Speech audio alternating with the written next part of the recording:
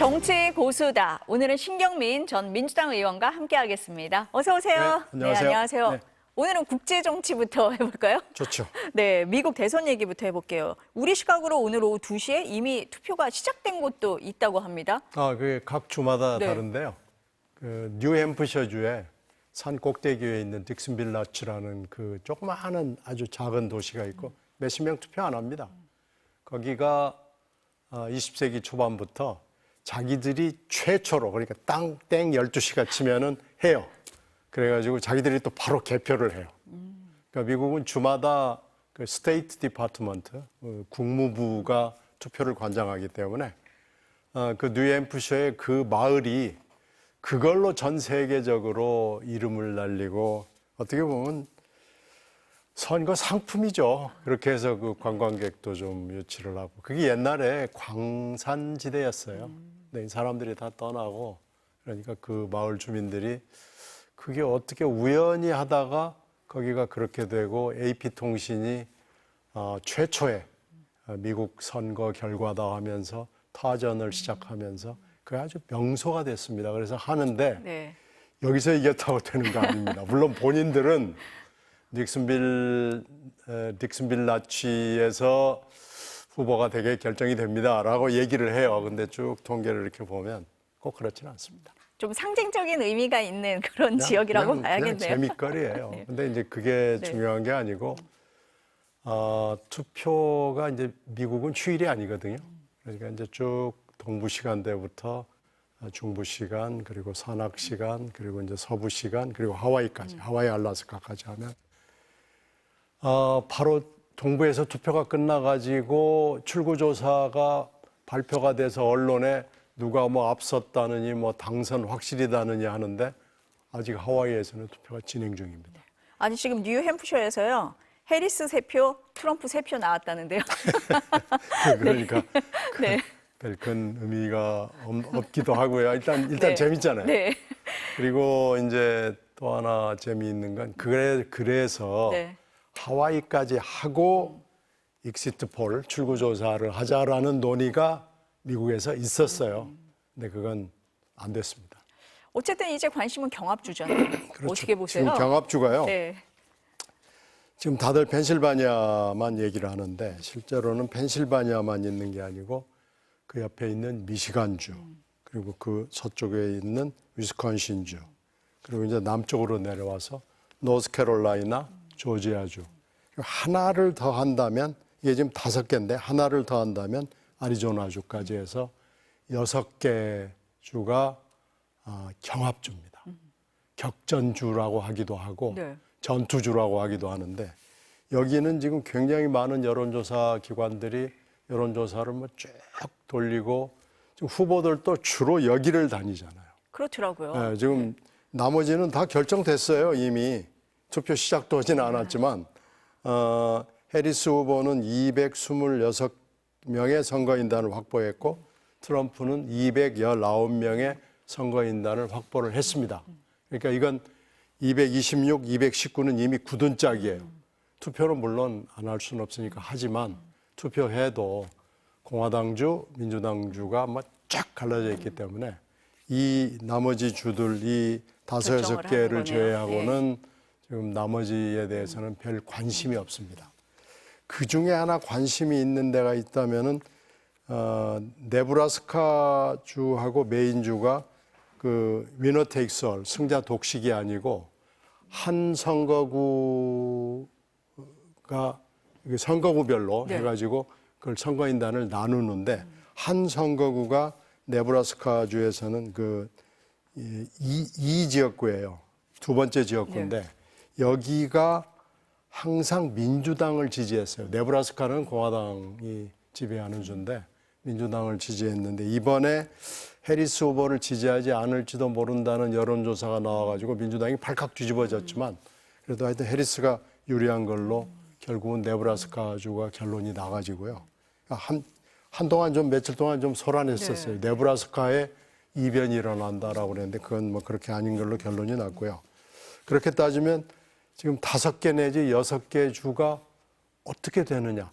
특히 펜실바니아가 어떻게 되느냐. 펜실바니아가 그 선거인단이 19명이거든요. 그렇죠. 그러니까 이제 어떻게 되느냐.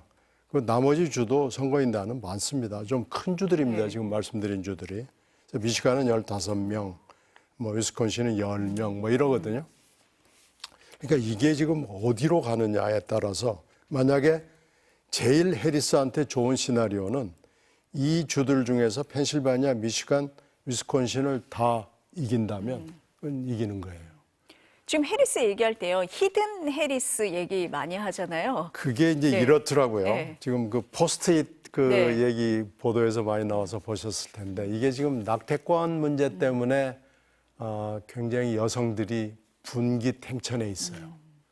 공화당 정권이 아니 어떻게 여성들의 낙태권을 이렇게 뺏어갈 수가 있느냐라는 것 때문에 해서 여기에 불을 당겼어요. 그래서 이제 포스트에다가 예쁘게 글씨를 써가지고 투표는 비밀입니다. 여러분 여성의 권리를 찾으세요. 라고 지금 해서 이 문제의 얘기 제가 지금 쭉 얘기 드린 이 6개 주에 네. 여성들이 주로 이용하는 뭐 화장실, 공중시설 그리고 여성들이 많이 가는 곳에다가 다 이 포스트잇을 붙여놔가지고 이게 지금 발칵 뒤집어졌어요. 그래서 이게 지금 굉장히 잘된 선거운동으로 포스트잇 선거운동 기법으로 지금 각광을 받고 있는 중이고요. 이게 어디서 감지가 됐냐면 아이오와주예요. 아이오와주는 아이오와 코커스로 전 세계적으로 유명한 주인데 아이오와주는 전통적으로 공화당이 지배하는 주입니다. 그런데 아이오와주의 최근에 아주 극히 최근의 여론조사를 아이오와의 유명한 그 언론사하고 대학이 해봤더니 깜짝 놀랄 결과가 나온 거예요. 여성들이 특히 백인 여성들이 반 이상 트럼프를 지지하지 않고 해리스한테 넘어간 거예요. 가령 예를 들어 65세 노인 백인 여성의 경우에는 63%가 해리스를 지지하는 거예요. 굉장히 그러니까 보수적인 백인 여성들이 그렇죠. 해리스를 지지한다. 지금. 네. 백인 남성, 보수적인 백인 여성 남성은 무조건 트럼프거든요. 특히 그 아이오와주는 가도 옥수수밭만 있는 데거든요. 몇 시간을 운전하고 가도 옥수수밭을 벗어나기가 어려운 데입니다. 그런데 거기는 그러니까 무조건 그냥 공화당을 찍는 것이 미덕이에요. 그런 주에서 갑자기 백인 여성들이 그것도 나이가 많은 여성들 또 젊은 여성들이 일치 단결해가지고 트럼프한테 등을 돌린 거예요. 이게 최근에 나왔습니다. 그러니까 트럼프 입장에서는 황당한 거예요. 아니 아이오와가 세상에 공화당인 또 트럼프인 나한테 이럴 수가 있느냐라고 화가 나가지고 막 엄청 분기탱천했다는 거예요. 그러니까 만약에 지금 현재는 우리가 5, 6개를 보고 있는데 아주 보수적이라고 판단되는 친공화당 주에서도 반란이 일어난다라고 하면은 아까 얘기했던 219개 선거인단이 확보됐다고 그랬는데 이게 흔들리는 거죠. 그렇게 되면 이제 선거가 지금까지는 이 경쟁주, 격전주만 얘기를 했는데 이게 또 다른 변수가 생기는 거 아니냐? 백인 여성들의 반란이라고 그럴까요? 공화당에 등을 돌리는 것이 이게 무엇냐라는 것 가지고 지금 현재 가늠은 못하지만 뭔가 샤이 해리스가 있다라고 보는 겁니다. 아니 언론 보도에 보면은 미국 대선 여성들의 손에 달렸다 뭐 이런 제목들이 나오던데 그게 이 말씀이시네요. 지금 네. 아이오와에서 네. 말하자면 실증적으로 그 폴에서 나타난 겁니다. 그래서 진짜로 이게 현실화가 되면 이 문제의 격전주만이 아니고 다른데 아주 보수적인 주에서도 반공화당 표가 결집할 수 있다 이렇게 보는 겁니다. 아니 기존에 우리가 백인은 공화당을 지지하고 뭐 히스패닉과 흑인들은 민주당을 지지한다 이런 게 기존에 있던 생각인데 이것도 좀 달라졌다 이런 보도들이 나오더라고요. 지금 이 미국의 그 뭐 혼인 관계를 조사하는 사회학자들, 인류학자들이 보면은요. 이렇게 분류하기에는 지금 인종이 너무 복잡해졌다는 거예요. 너는 흑인, 너는 히스패닉, 뭐 너는 백인 이렇게 세 갈래로 가르기에는 너무 복잡해졌다는 거예요. 가령 후보인 해리스도 과연 아시아 사람인가? 어디 사람인가? 지금 헷갈리잖아요. 그렇긴 하죠. 네, 인도계인데 또 아프리카이고. 아프리카하고도 네. 연관이 있고 그래서 네. 근데 이런 사람들한테 말을 잘못하면 들어올 표도 나간다는 거죠. 이번에 푸에르토리코가 이제 대표적인 건데 푸에르토리코는 쓰레기 섬이라고 공화당의 공식 그 유세 현장에서 얘기를 해가지고 가령 예를 들면 펜실바니아의 주의 알렌타운이라는 곳이 있습니다. 얘가 버크 카운티라는 곳에 이제 중심 도시인데 알렌타운에 푸에르토리코 사람들이 많아요. 거기 이상하게 많아요. 네. 뭐 하여튼 이유야 물론 있겠지만.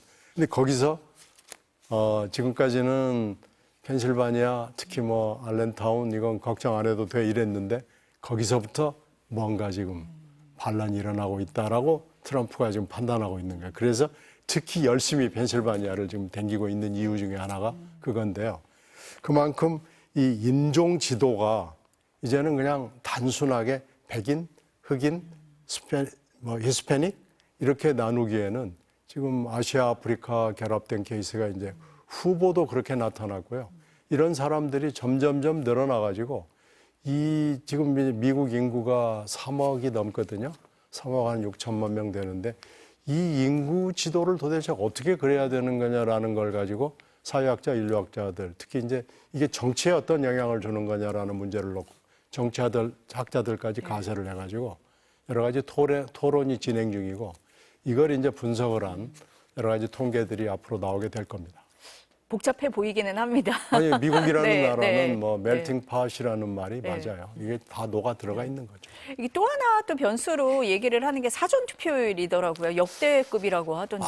네. 이게 저도 미국 특파원을 하면서 미국의 시스템이 이렇게 허술한가라는 것을 사실 그때 부시 고 2000년 선거 때 직접 목도를 하고 저도 사실은 깜짝 놀랐습니다.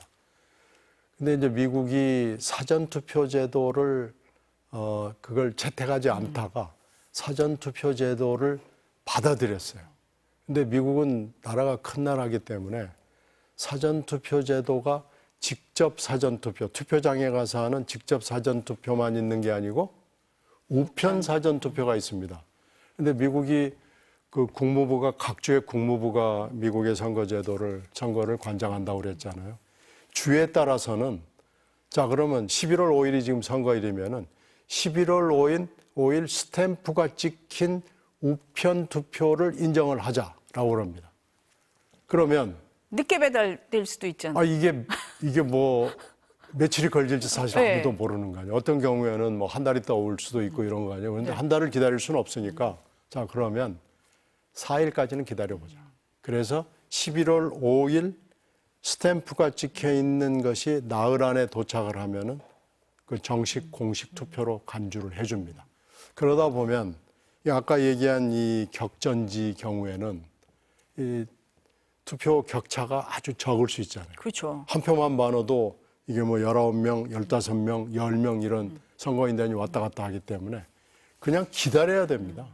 그래서 11월 5일 날 투표 마감하고 11월 6일 날 새벽에 대충 지금까지 관례는 결정이 됐는데 미국의 다음 대통령 4년은 누구다라고 얘기를 하고 또 진 후보는 컨세션 스피치로 해서 내가 졌다라고 얘기를 하는데 이게 이제 깨지기 시작했어요. 트럼프가 그랬죠. 이게 지난번에도 네. 바이든 트럼프 때도 네. 바이든이 나흘 동안 기다렸습니다. 그러니까 그거 기다려야 됩니다. 기다리지 않고 그냥 하면 투표 개표에 하자가 생겼다 그래가지고 이게 무효가 되거든요. 그러면은 투표 다시 해야 됩니다. 선거 다시 해야 됩니다. 또 이런 사태가 안 생긴다고 보장을 할 수가 없는 게요. 지금 이번에 선거도 그렇고 지금 2000년부터 선거는 뭐 격전이에요. 그래가지고 지금 이번에도 주 방위군을 풀어놓은 데가 굉장히 많습니다. 맞아요. 네. 거의 선거가 아니고 내전 비슷합니다. 지금 뉴욕에 있는 트럼프 타워는 지금 그 군인들이 지키고 있어요.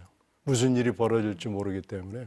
뉴욕은 원래 그 민주당의 주고 민주당의 그 시티거든요.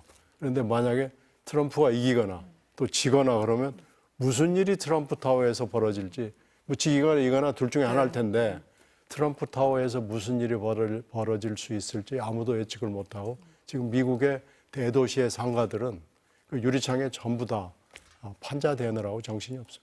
아니 지난번에도 승복 안 하고 의회 점거 사태 뭐 이런 것도 있었잖아요. 네. 지금 벌써 트럼프가 며칠 전부터 이번 선거는 사기일 가능성이 높다고 얘기를 하고 공식으로 이미 얘기하고 다닙니까? 얘기하고 다니고 있어서 네. 선거 결과를 우리가 아는데 네. 10일이 걸릴지 모른다는 얘기를 본인 입으로 직접 합니다. 그래서 투표를 각 주에서 좀 면밀하게 개표까지 끝까지 관찰을 해주고 모니터해 주세요라고 부탁을 하고 있어요. 이게 간단치 않습니다. 아, 이게 쉽게 또 그날- 결론을 모를 수도 있겠습니다. 그날 네. 결론 날 가능성은 저는 매우 낮다고 보고요. 네. 예전에 부시 고할 때 38일 걸렸거든요. 그때는 재판이었는데 네. 이건 재판이 아니고 개표가 간단치 않아 보여요. 굉장히 긴 대선이 될 것 같습니다. 저희도 내일 아침 8시 반부터 이 방송을 하려고 하는데 방송 중에 결론이 안 나올 것 같은 생각이 너무 일찍 듭니다. 시작하시는 것 같은데. 국내 정치 조금 여쭤봐야 네. 될 것 같아요. 윤석열 대통령이 7일에 대국민 담화와 기자회견 하겠다 이렇게 밝혔습니다. 어떤 내용, 어떤 수위가 될 거라고 보세요? 기대는 별로 없는 것 같아요. 근데 지금 이제 이게 된 경위를 보면 네. 추경호 원내대표하고 용산하고 이제 어제 오후에 늦게 만나가지고 얘기를 한 거 아니겠어요? 근데 추 대표가 얘기하는 것은 뻔하겠죠. 첫째, TK 지역도 여론이 매우 나쁘다라는 거고, 그래서 의원들이 친윤 의원들이 흔들리고 있다. 그러니까 지금 바로 대통령은 연말 외유 일정이 지금 적어도 3개가 줄줄이 기다리고 있거든요. 다자회담도 있고 뭐 이러기 때문에 쭉 외유를 해야 됩니다. 그런데 국민들한테 설명하지 않고 여사와 함께 비행기를 타는 것은 좋지 않아 보입니다. 라고 이제 얘기를 한 거겠죠. 그 틀림없이 그렇게 얘기했을 거예요. 그러니까 이제 뒤집은 거죠. 네. 그러면 이제 7일 날 하자라는 건데 한동훈 대표가 오전에 얘기했을 때는 귀등으로도 안 들었거든요. 그럼 너 해라. 난 간다. 뭐 이런 거죠. 그러니까 한동훈 대표하고 윤석열 대통령하고는 거의 이제 뭐라고 그럴까요? 그 뭐 등을 돌리는 수준을 넘어서서 멀리 가 있는 거 아닌가 싶습니다. 그런데 하여튼 추경호 대표가 그 위기 사인을 분명히 보냈기 때문에 일단 이게 됐는데 네. 근데 이제 문제는 내용이죠. 그렇죠. 무슨 얘기를 네, 할 문제는 거냐잖아요. 내용인데 네. 절대 해야 되는 거하고 절대 해서는 안 되는 리스트가 있습니다. 뭡니까? 절대 해서는 안 되는 건 자화자찬이에요. 그리고 변명이에요. 가령 뭐 모질지 못해서 여사가 뭐 명산생하고 했다느니 뭐 이런 거. 그리고 법을 들이대면 안 됩니다. 가령 당선인 때 뭘 잘 모르고 했습니다. 뭐 이 얘기 지금 했잖아요. 네, 법적으로 문제 없다 이 얘기를 했죠. 당선인 이 얘기를 법대 나온 이 정치인들이 얘기하는데 이 사람들은 법대로 어떻게 나왔는지 이해할 수 없는 거고요. 당선인은요, 우리나라에서 사실상의 톱입니다. 물론 대통령이 형식적으로 있지만 당선인 기간 동안에 몇 달 동안은 당선인이 톱입니다. 근데 지금 인수위원회법에 당선인의 법적 지위에 대해서 규정이 없기 때문에 당선인은 아무 법률적 책임이 없다고 얘기하는데 아니 인수위법에 당선인이 왜 규정이 됩니까? 그러니까 그러고 지금 판례도 그렇고요. 당선인은 공무원이 아니다?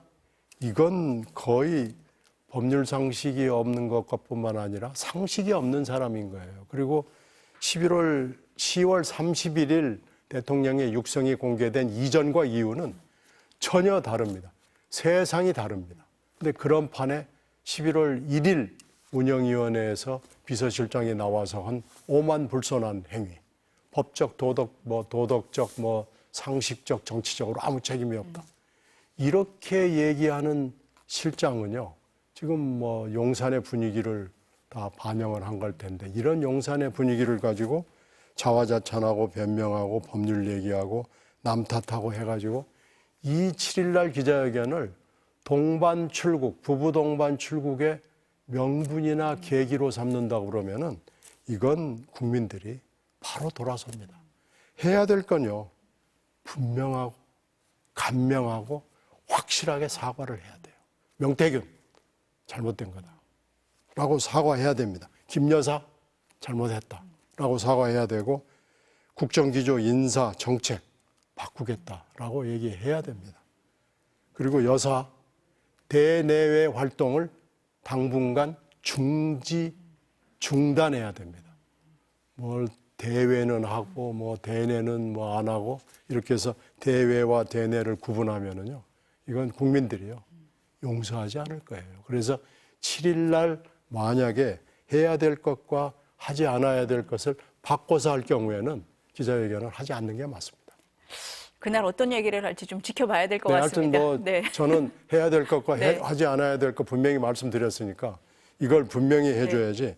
만약에 그렇지 않고 뭐 특감이나 특검에 대해서도 뭐 애매모호한 태도를 하고 뭐 좀 이렇게 좀 여러분들이 어쩌고 수신 제가 문제에 대해서 분명하게 얘기해야 돼서요.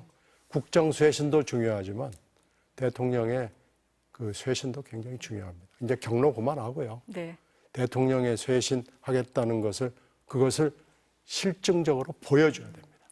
7일 회견 지켜보도록 하겠습니다. 오늘 말씀은 여기까지 듣겠습니다. 네, 감사합니다. 고맙습니다.